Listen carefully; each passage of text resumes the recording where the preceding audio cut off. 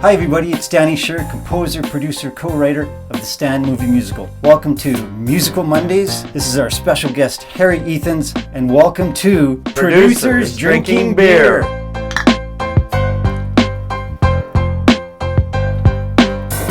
Let's try that once again because I was just shitty. Yeah, I know. Okay, do it again. Okay. And just so you know, we're in Winnipeg, Canada, and we are actual hockey playing, that's my hockey helmet, beer swilling, indie filmmakers. More so me than Harry. He's cut from a little bit better cloth, but he deigned to help with this process, so that's why he's here on this episode.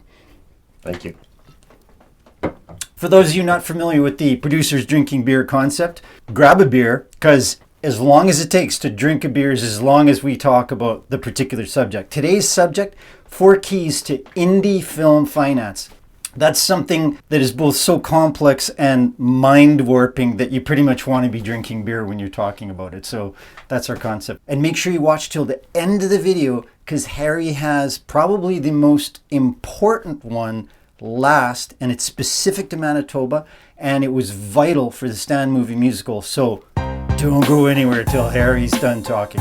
Today's special shout out, we will drink to them in a second. We are in Winnipeg, Manitoba, Canada. You want to be shooting your film here, even if you're an international production, if you're watching this outside of Canada. So much of what we'll say will be pertinent only to Canadians, but for international productions, it's also pertinent. And you're going to want to know these 2 entities. It's our film commissions, the Provincial Film Commission, Manitoba Film and Music. Louise O'Brien Morin is the most positive film person in all of Canada, and she represents Manitoba. And the CEO of Manitoba Film and Music is Rachel Margolis. Huge promoters and supporters of the Stan movie musical.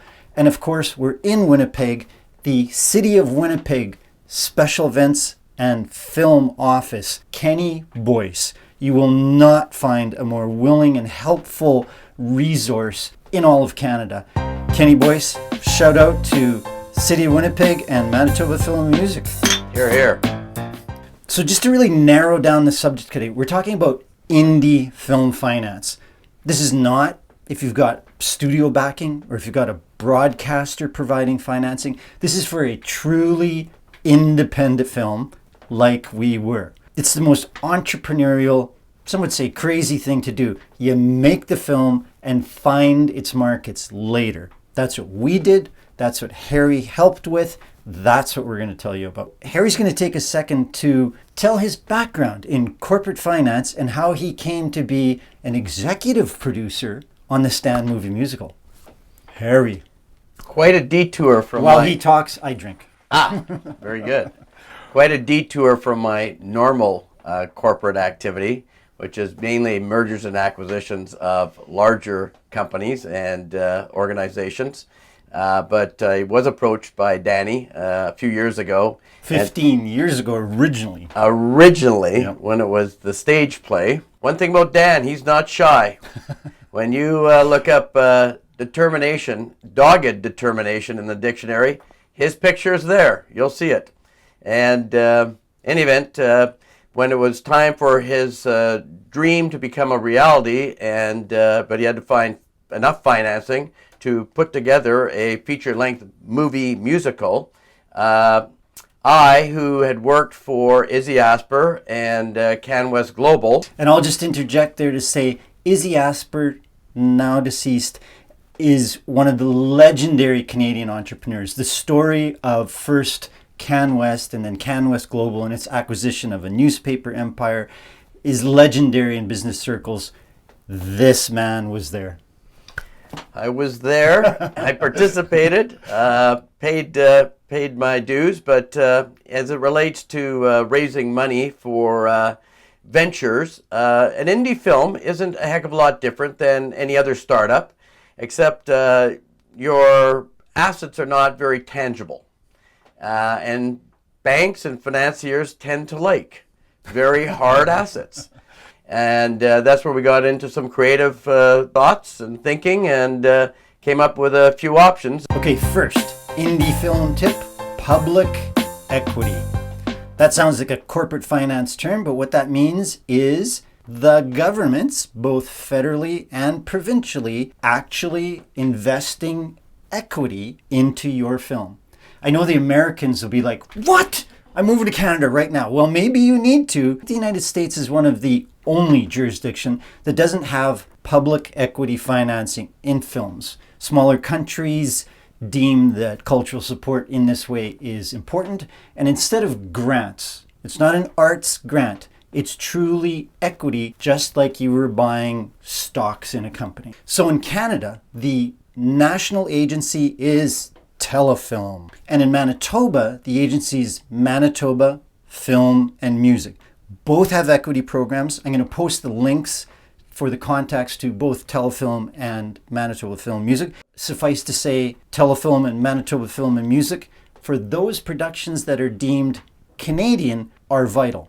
When we talk about Canadian films, there is a definition, and that definition is made by an agency called CAVCO, the Canadian Audio Visual Certification Organization.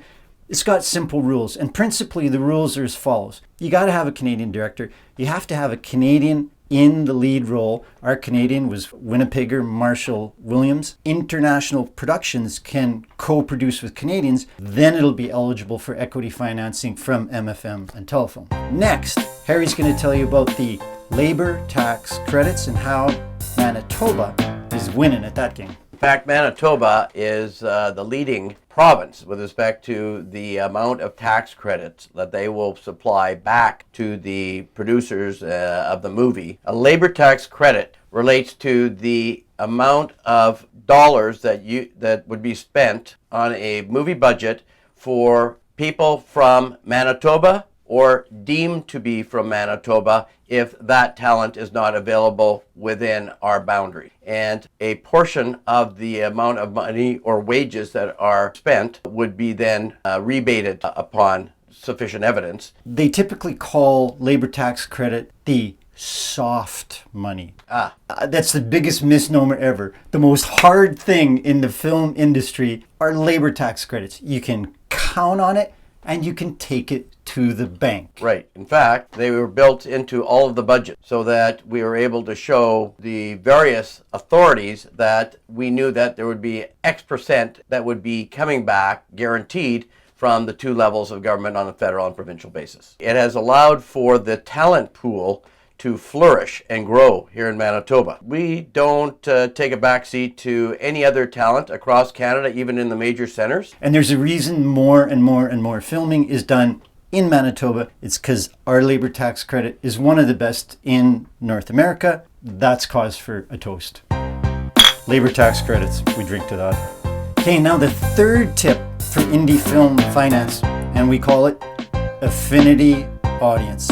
That just means somebody, either an organization, a large number of people that will buy into the premise of your movie. The Stand Movie Musical, as you can see by the artwork, is set in 1919 against the Winnipeg General Strike. It's biblical in labor history because that year was the year of general strikes. Seattle, Barcelona, Brisbane, Winnipeg, among many others. We found a natural home and a natural audience in the labor movement. Stand started out as a stage musical, Strike, which premiered in 2005. So for some 15 years, unions had seen the stage show, liked the content. It's not labor propaganda, but it's set against a labor event. So in that way, just like if you had a story that was about basketball, you would obviously go to the NBA Players Association or the NBA itself seeking support for your movie. So that's what we mean by an affinity audience. But that's the third way. Approximately 25%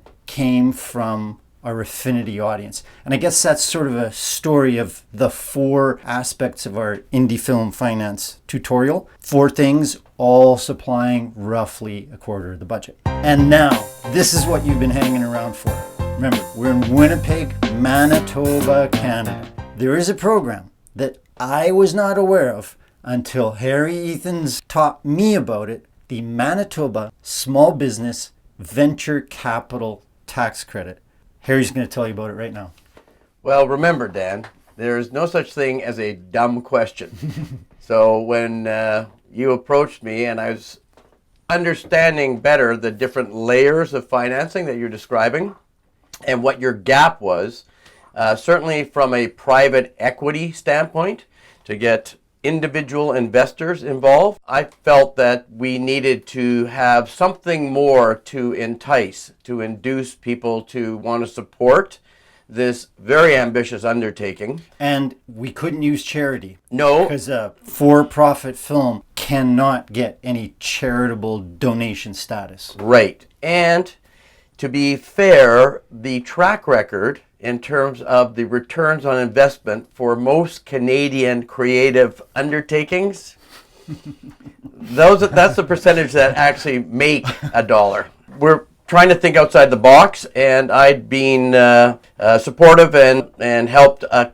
few other startups, mainly in the fintech and medical fields, to apply for a status that was only applicable for Manitoba-based companies, a refund of your provincial taxes paid for investing in these qualifying companies, of which Stand did not qualify. And the dumb questions part was, why not, or how could it qualify, or on what basis is it disqualified, and maybe we can work around that. You remember that that meeting? So I remember it so well because it's etched into my memory. This was a meeting that I needed to drink beer after. The main disqualifying criteria was that no performing arts could apply, because there's a whole other level of government support, i.e. grants, of the performing arts. Right. But ever the lawyer, Harry said to me, wait a minute, movies aren't performing arts. We got to look into that. That's right. And indeed, my feeling was that it really wasn't much different than a inventor coming up with a new widget and registering a patent for that. The intellectual property that would be held by a company that was going to be raising funding in Manitoba was exactly analogous to what Danny was doing in terms of the intellectual property surrounding the movie and all of the various ancillary revenues that could be garnered. Manitoba finance people had to take a much closer look at that. In fact, went to CRA to get a ruling on it. So with that clarification, we not only qualified the corporation that was established that would hold all of this intellectual property, the individual shareholders who invested in the shares of that corporation would receive 45% tax credit towards Manitoba taxes payable or had been paid in the last 3 years or will be paid in the next decade or so. So in effect, it was a half-price deal.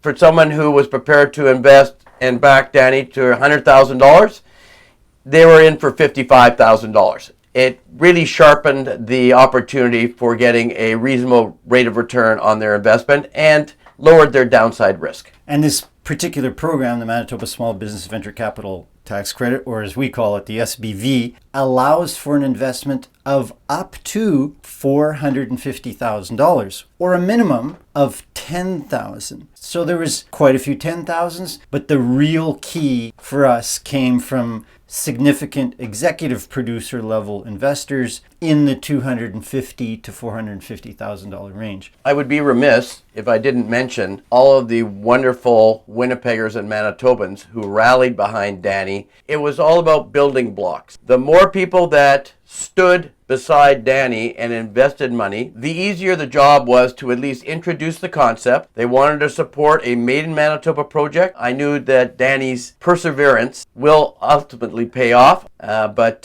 certainly we accomplished the task of getting the financing so that you could make this marvelous movie. We screened the film at the Directors Guild of America right on Hollywood Boulevard in Los Angeles. When we told them about this, about how the Small Business Venture Capital Tax Credit saw us getting that kind of level of investment, I think there was minds blowing up at that time. Kudos to you, because as I've always said, it's taken many great saves to make this movie, that was one of the biggest saves yet. So to Harry and the Small Business Venture Capital Tax Credit, we salute you. Cheers. We got a big announcement coming. That's the payoff for 15 years of arduous labor in financing and otherwise. In the meantime, download some of the tracks on Apple Music. And as always, stand by.